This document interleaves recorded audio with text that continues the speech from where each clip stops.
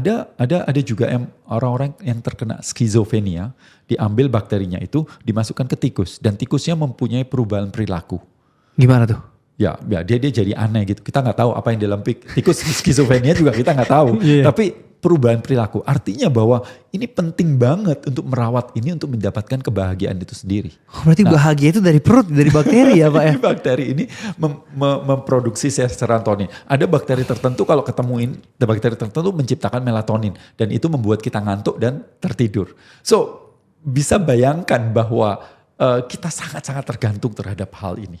Jadi boleh bilang kita dengan bakteri itu simbiosis mutualisme.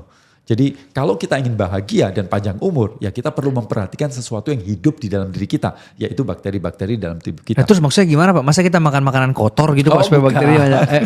Gimana Satu adalah kita perlu untuk mengkonsumsi sesuatu yang bersifat probiotik.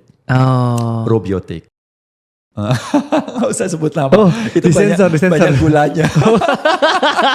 Oke. Probiotik sebenarnya banyak.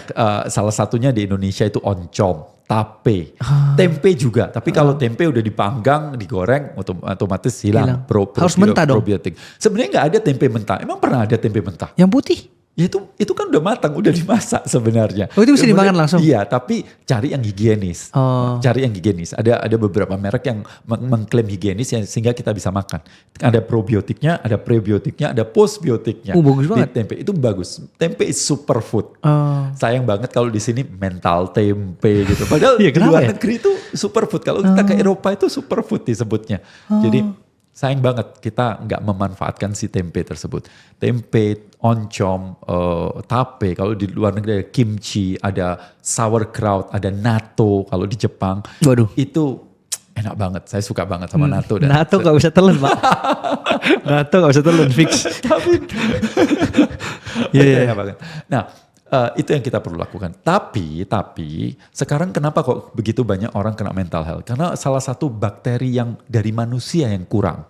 Kenapa salah satunya? Karena satu, kita tidak melahirkan secara natural lagi. Di dalam vagina itu, waktu anak itu keluar, dia terpapar oleh bakteri dari isi ibu itu sendiri. Karena kalau melahirkan secara sesar nggak dapat. Kemudian banyak orang tua yang sekarang tidak menyusui. Kalau menyusui juga dipompa. Padahal di puting susu ketika seorang itu menyusuin, si anak itu menyusuin, dia akan mendapatkan bakteri-bakteri tersebut.